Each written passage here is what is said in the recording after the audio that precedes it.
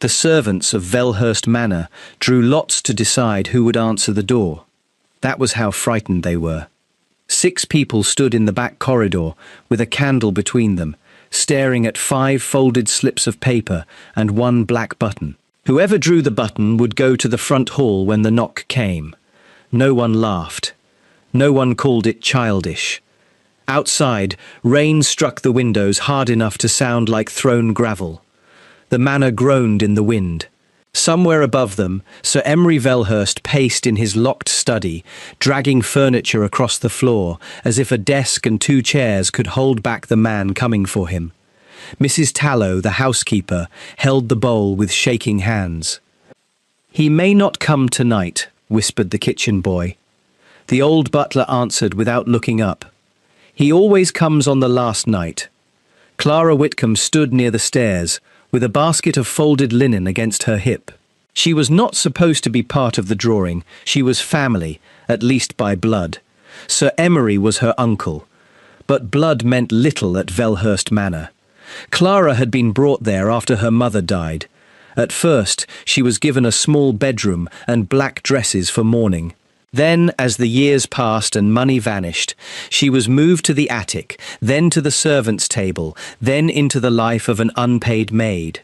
By 19, she scrubbed floors in the house where she had once been introduced as a niece. Mrs. Tallow looked at her and shook her head. "You are not drawing." Clara's eyes moved to the bowl. "Why not?" "Because if he sees you first, God help us." The corridor went silent. Clara stared at her. "What does that mean?" But no one answered. That was the first moment she understood the fear in the house was not only about debt, it was about her. Before she could ask again, the knock came. 3 slow strikes. Heavy. Measured. Calm. The sound rolled through Velhurst Manor like a judge entering a courtroom. The cook crossed herself. The kitchen boy began to cry. Upstairs, Sir Emery shouted, "No one opens that door." Then came the knock again. Clara set the linen basket down. Mrs. Tallow caught her arm. "Please, child, not you." Clara looked at the old woman's hand. "Then tell me why." Mrs. Tallow's eyes filled with tears. "I cannot." "Then let go." She did. Clara walked through the dark hall alone. The portraits on the walls had empty squares where frames had once hung. Her uncle had sold them. The silver sconces were gone too, leaving dark stains on the wallpaper. Velhurst Manor had been dying for years, but tonight it felt as though the house had finally heard its own death sentence. Clara reached the front door. The 3rd knock came while her hand was already on the latch. She opened it. A man stood in the rain. He wore a black cloak without ornament. No hat, no visible weapon, no need for either. He was tall, broad-shouldered, and still in a way that made movement around him seem foolish.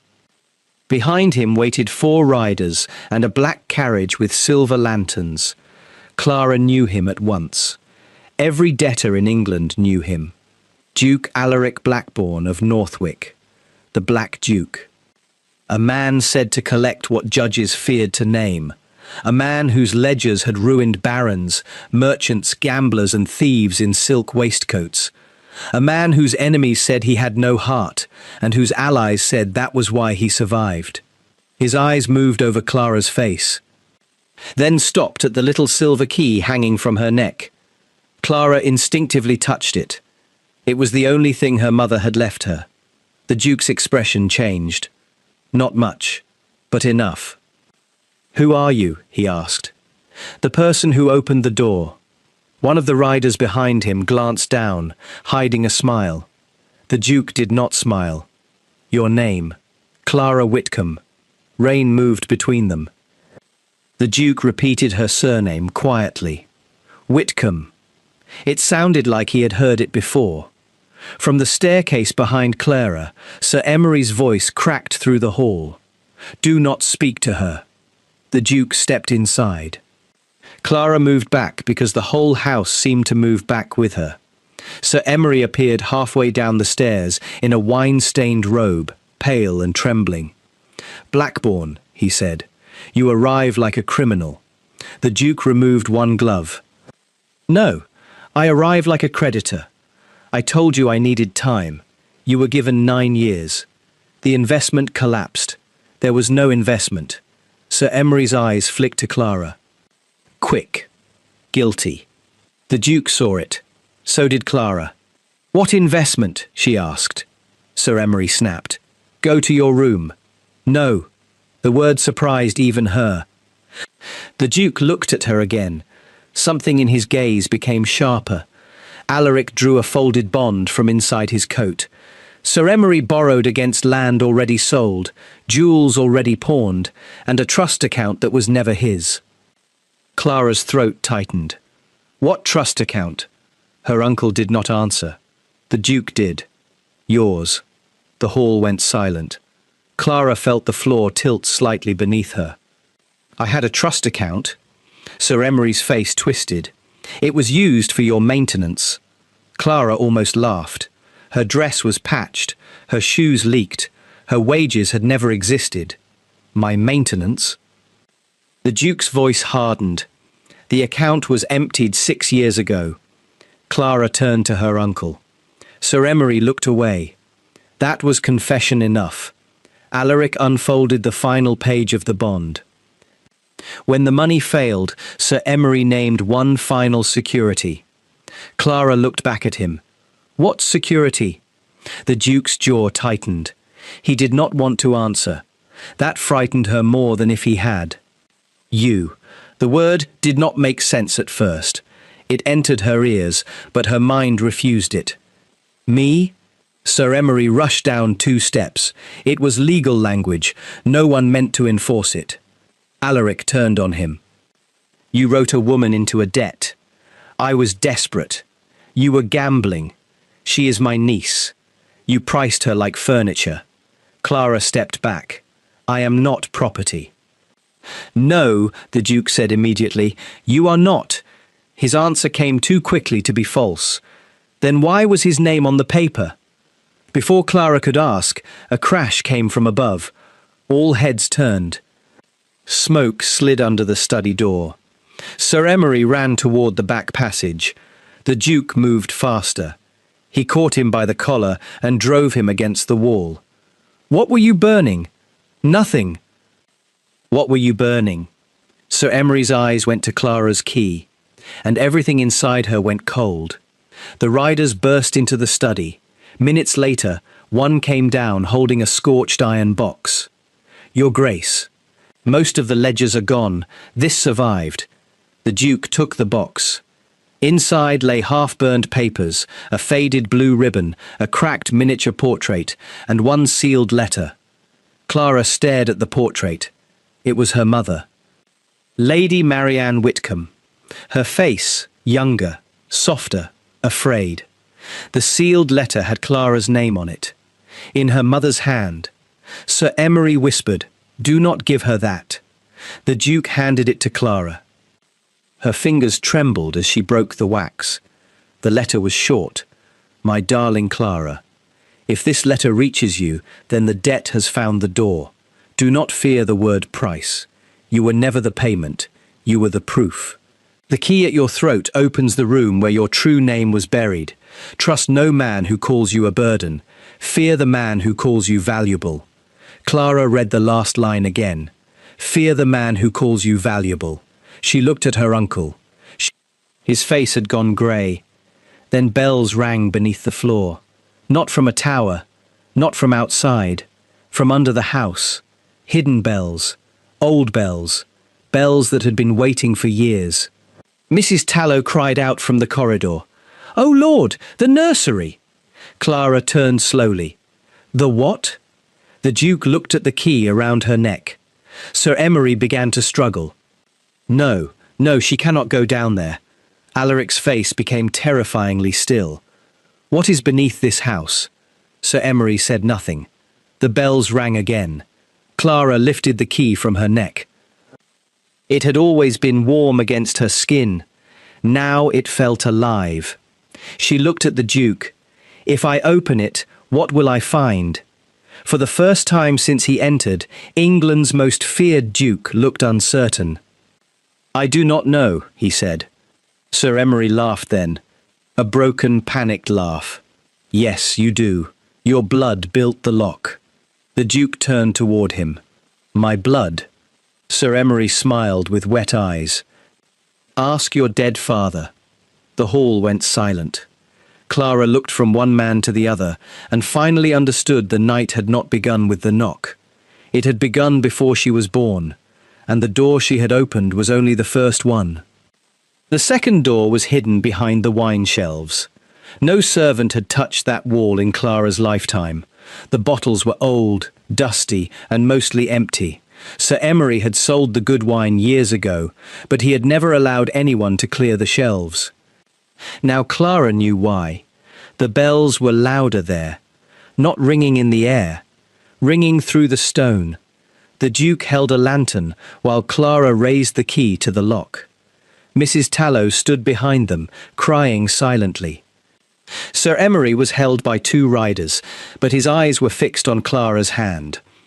Do not open it, he whispered.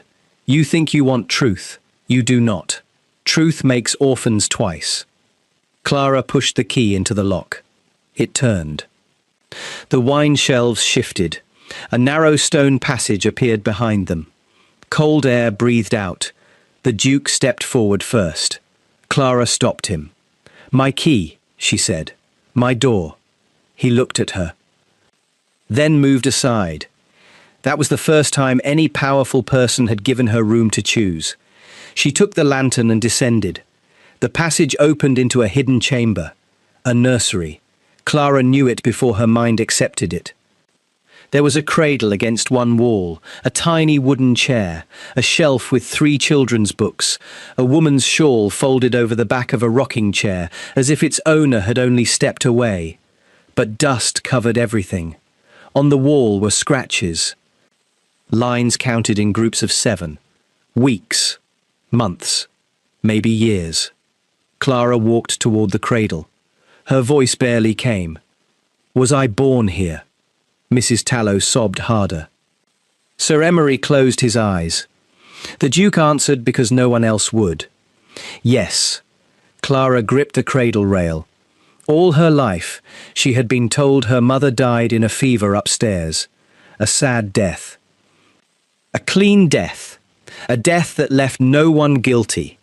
Now she stood in a buried nursery and saw the lie. My mother was kept here. Sir Emery spoke quickly. For her safety. The Duke turned on him. If you call this safety again, I will forget why I brought witnesses. Sir Emery fell silent. Clara opened the small chest beside the cradle. Inside lay baby clothes, a prayer book, a silver bracelet, and a sealed packet bearing the Blackburn crest. The Duke went still. That is my family seal. Clara looked at him. Then open it. He did not move. His face had gone pale beneath the lantern light. Clara broke the seal herself. Inside was a marriage certificate. Lady Marianne Whitcomb, Lord Thomas Blackburn, elder son of the Duke of Northwick. Clara read the names once. Then again. The letters did not change. The Duke took one step back. No.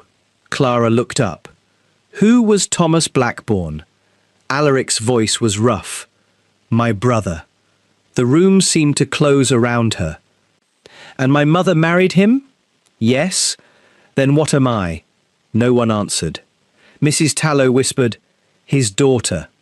Clara looked down at the silver bracelet. Her name was engraved inside it. Her name was engraved inside it. Clara Marianne Blackburn. Not Whitcomb. Blackburn. The name felt too large for her. Too heavy. Too late. Sir Emery suddenly laughed. There. Are you satisfied? She knows she is noble. Let us all bow to the cellar princess. The Duke's eyes darkened. Clara turned slowly toward her uncle. You knew. I knew enough to keep you alive. You kept me as a maid. I kept you hidden. You stole my trust. I fed you. You sold me in a debt. I protected you from worse men. The words echoed. Then Mrs. Tallow spoke. No, sir. You protected yourself. Everyone turned. The old housekeeper stepped into the chamber, shaking but upright. I will speak now. Sir Emery's face twisted. Be silent. I was silent when Lady Marianne screamed for her husband. I was silent when they carried Lord Thomas through the rain. I was silent when the old Duke ordered the nursery sealed. I will not die silent too. Alaric's voice was barely audible. My father was here. Mrs. Tallow nodded. The night Lord Thomas died, the Duke gripped the edge of the cradle. For a moment, he looked less like a feared man and more like a boy losing his brother all over again.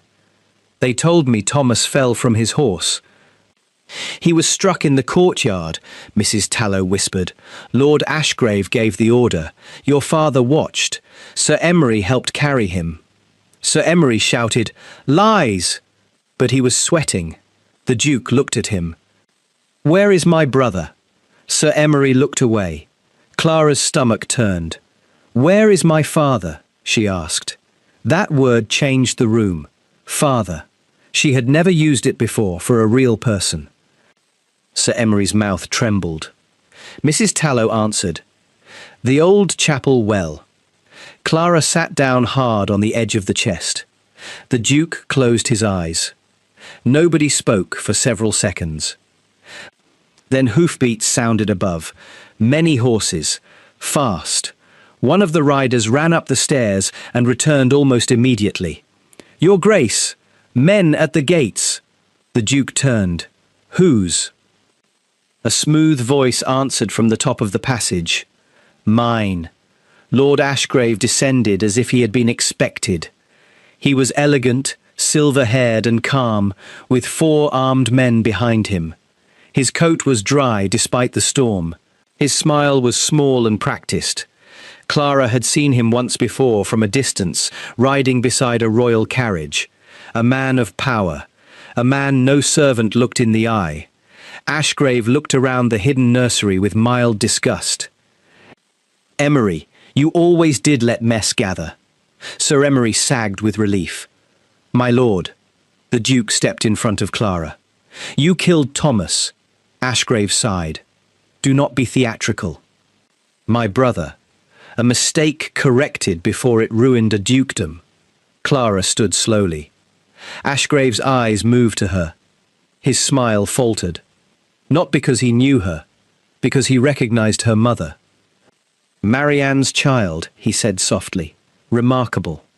Clara clutched the marriage paper. Ashgrave held out his hand. Give me that. No. His smile returned. You have lived 19 years with no name. Do not destroy yourself for one now. The Duke's voice cut through the room. She has a name. Ashgrave looked at him. And if she uses it, what becomes of yours? The chamber went silent. Clara looked at Alaric. Sir Emery laughed under his breath. Ashgrave stepped closer. Think carefully. If Thomas married Marianne before his death, if the child was born legitimate, if the old records are examined, the succession becomes a battlefield.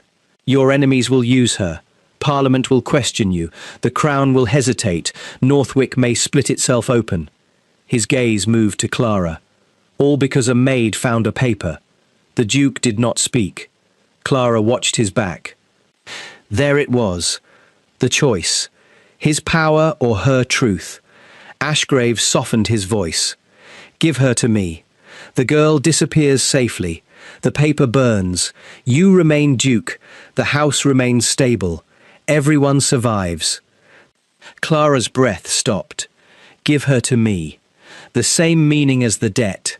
The same cage with cleaner words. Alaric looked down at the cradle, then at the scratches on the wall. Then at Clara. No. Ashgrave's eyes hardened.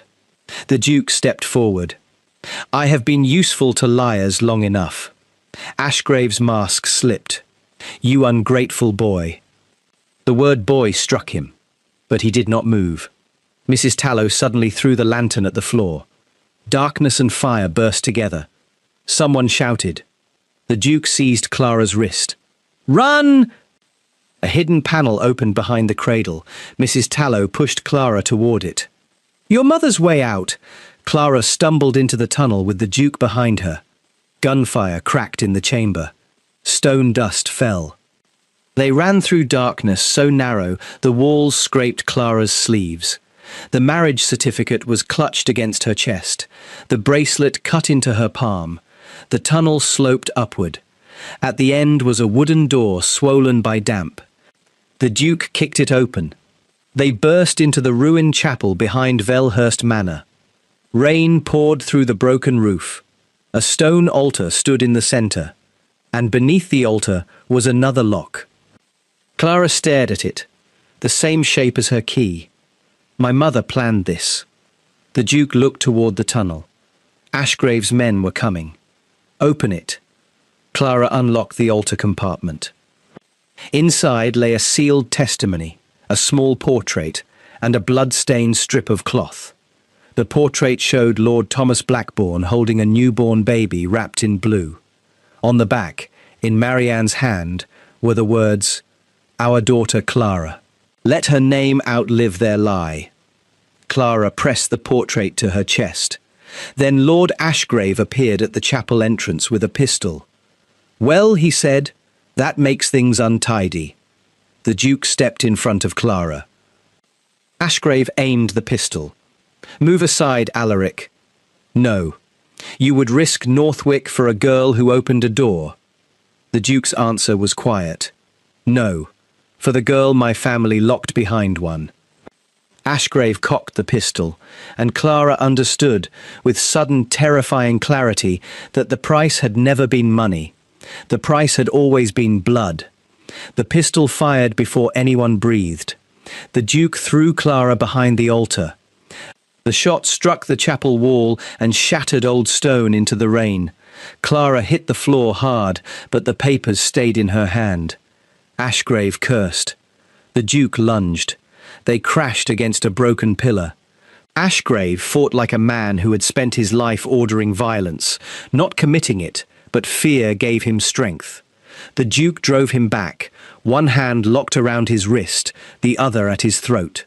Sir Emery stumbled from the tunnel behind them. "Stop!" he shouted. "Give him the papers, Clara." She rose slowly from behind the altar. Rain soaked her hair and dress. For the first time, she did not feel like the maid of Velhurst Manor. She felt like the daughter of the woman who had built locks into stone and trusted her child to open them. "No," Clara said. Sir Emery's face twisted. "I raised you. You used me. I kept you alive. My mother did that. I gave you shelter. I gave you shelter. You gave me work and called it mercy." Ashgrave broke free and reached for the fallen pistol. Clara moved before fear could stop her. She seized the silver bracelet from the altar compartment and threw it at the lantern near his feet. The lantern toppled.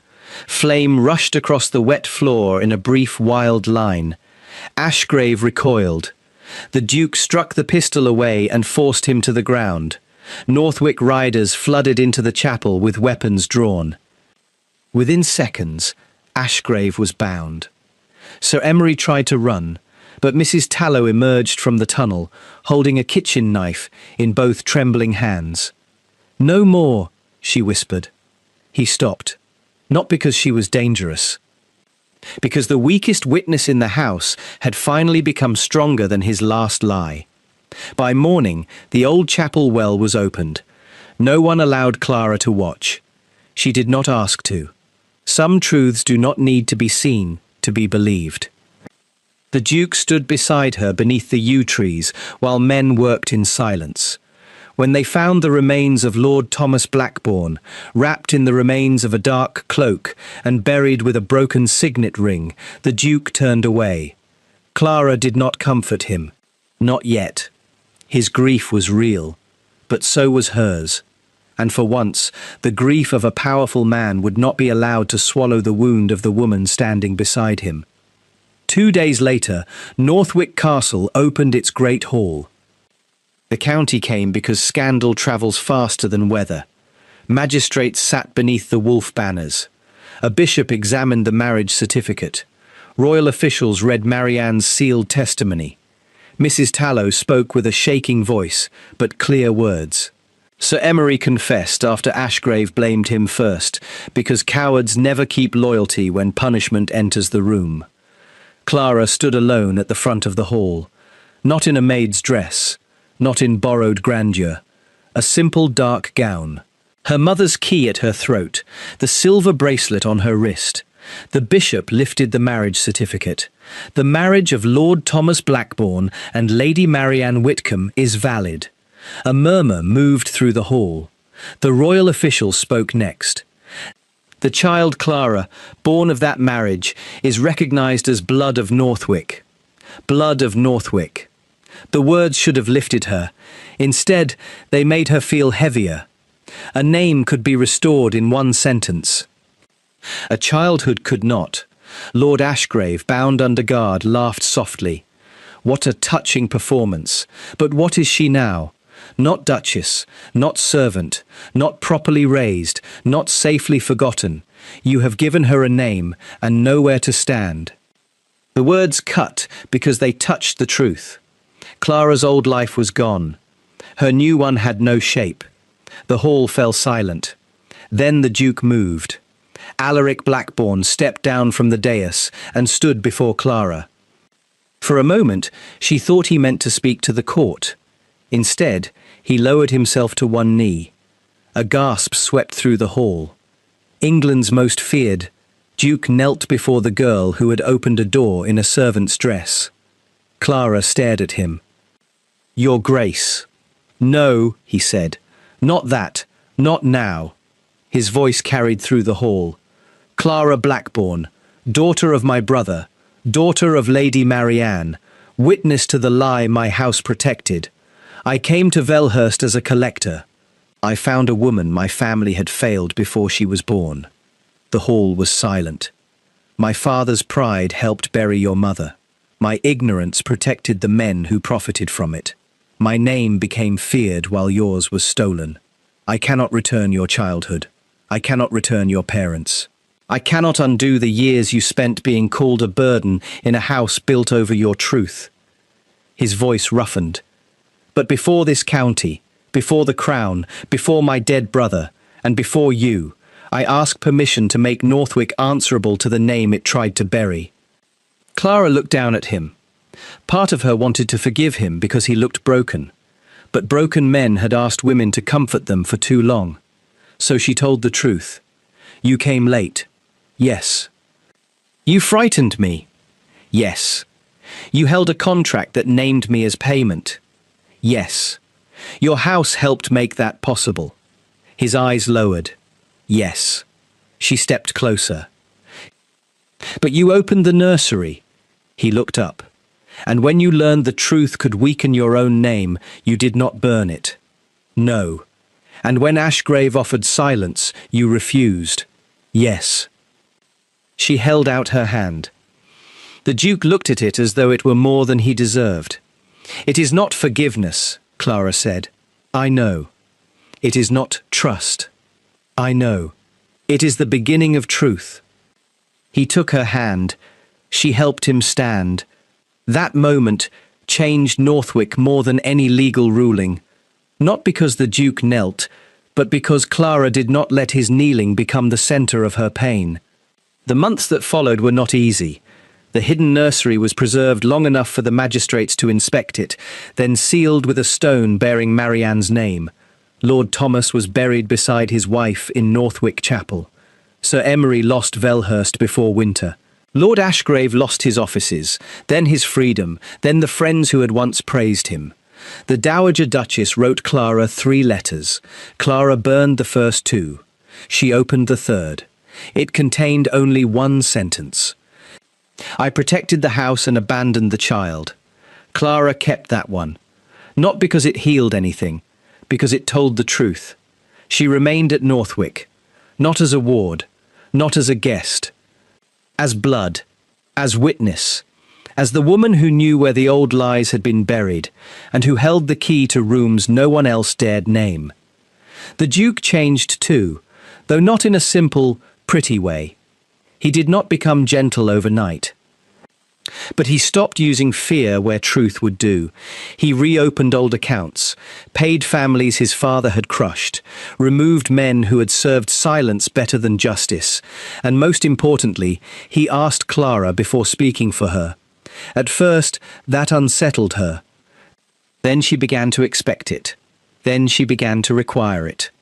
One evening, nearly a year after the storm, Clara stood at the front door of Northwick Castle while rain fell over the cliffs. The Duke came to stand beside her. For a while, neither spoke. Then he said, "Do you regret opening the door?"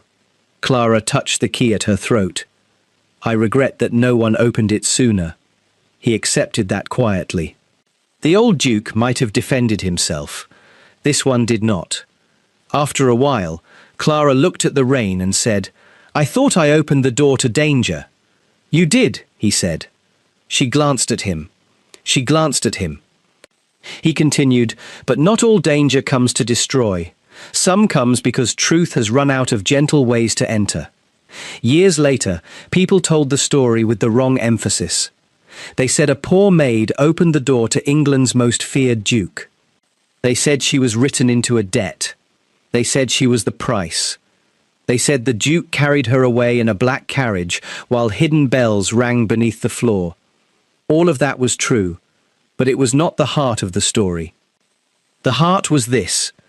Clara Whitcomb opened a door no one else dared touch. Behind it stood a duke. Beneath it slept a nursery. Beyond it waited a mother's testimony, a father's grave, and a name stolen before she could speak. She was the price of greed, the price of pride, the price of a dukedom that protected itself by burying women alive in silence. But she was also the proof. And when proof finally entered the room, even England's most feared duke had to kneel.